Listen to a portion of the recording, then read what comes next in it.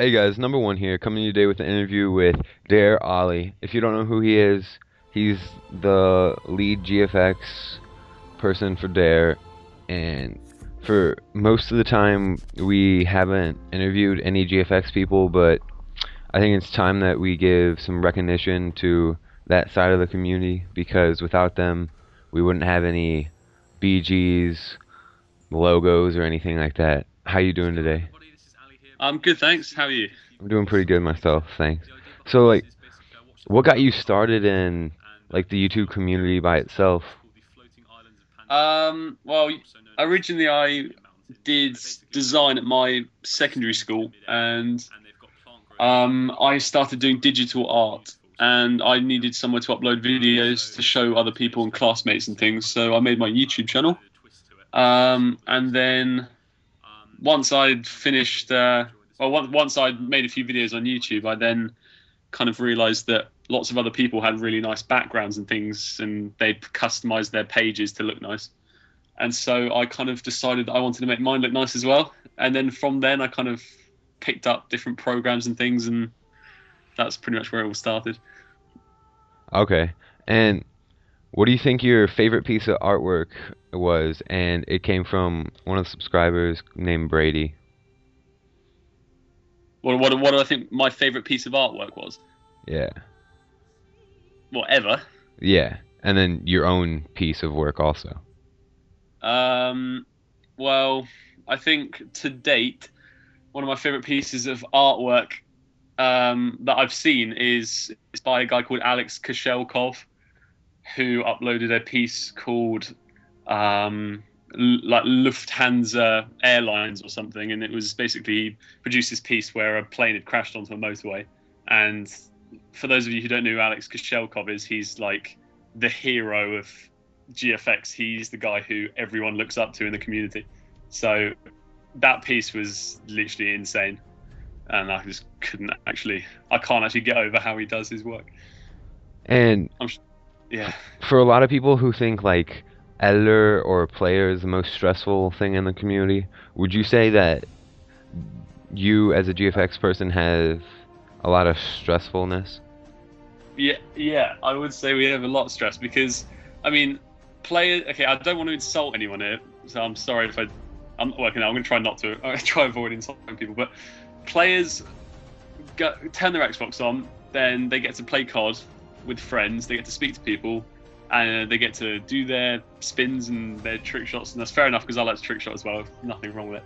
And sometimes you'll hit stuff, and sometimes you won't, and it's all pretty much dependent on at the end of the day, if you're facing the guy whilst falling and you shoot, it's up to Commando whether it hits or not.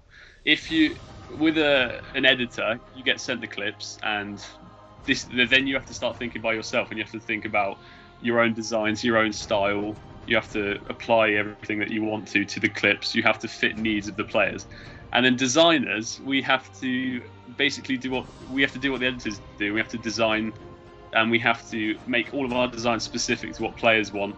And if you get an odd player who kind of wants his things done exactly how he wants them done, things like making a background can take up to 5 hours. Like I've made backgrounds for people, for example, I made a background for Dare Ace, and he is a chill guy, so the background was fine. But I make these backgrounds that take up to 4 or 5 hours, and it takes a lot of work. I know that I spend a lot more time on my backgrounds than most, and I think it's not just backgrounds that can lead to stress. It's more just like just coming up with ideas from scratch, really. Because And do you um, ever get help with ideas, or do they just say make it? um, well, no, usually, if someone asks me to make something, I will ask what kind of thing they're looking for. But I do appreciate when people give me a bit of leeway with the designs, like so they don't have to be perfect. But then also, like, there's another side of design, like photo manipulations and stuff, which is away from the player work, which again is stressful in itself because you have to come up with your own ideas from scratch that you think the community is going to like, or the GFX community. Yeah. Pretty And busy. how long did it take you to like find yourself in this GFX community, like find your own style that was different from other people? Um, I think Well, I think it probably took. I started about a year and a half ago, and then it took me about 6 months before I kind of came up with my own style and actually got anywhere. Basically, I don't know whether you've seen before, but I do these backgrounds where I'll take a 3D image or a 3D text and I'll position it to one side of the banner on a background, and then it's kind of like a more realistic styled background, and I suppose I expose that style a lot more, and people then now associate me with it. And because of that, it took me from Darth, which was my sort of first big clan, and then it took me across to Dare. So it seems to have worked out for me, I suppose. And when did you start GFX? I started I started YouTube a year and a half ago, but I actually started GFX and design I'd say about a year ago. Okay. Yeah, a year. And how long have you been in Dare? In Dare, I think I moved across from Darth about 6 months ago. I think we've just hit our I've hit my 6 month anniversary, and yeah, on the Dare Arts, I think we've been up for 6 months. So yeah. Okay. And if people are like trying to get discovered in the GFX community, do you have any like tips for them? Like, I Yeah. know I asked that, but Yeah. If you want to try and get anywhere in the design community, you need to do something different. I was listening to one of your interviews on your channel a while back. Actually, I think you were speaking to an editor. I can't remember who it was, but he said the exact same thing, and I'm gonna pretty much repeat what he said. You need to come up with your own style. If we see stuff that we've seen before, you're no different to anyone else. Like, you need to present us with something. If you're applying, for example, to join our team or any team, if you were just trying to get big, like, you need to do something no one else does. And if you do want to do something that other people do, you have to execute it perfectly. Otherwise, you're not going to succeed. So just come up with something new.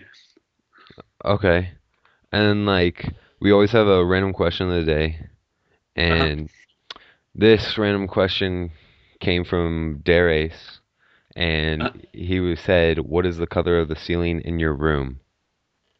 What's the color of the ceiling in my room? It's kind of like a cream color. A cream color? Yeah, it's a nice creamy color. And if you were to choose, would you ever just remake it and make it like into your own thing? What, the ceiling? Yeah.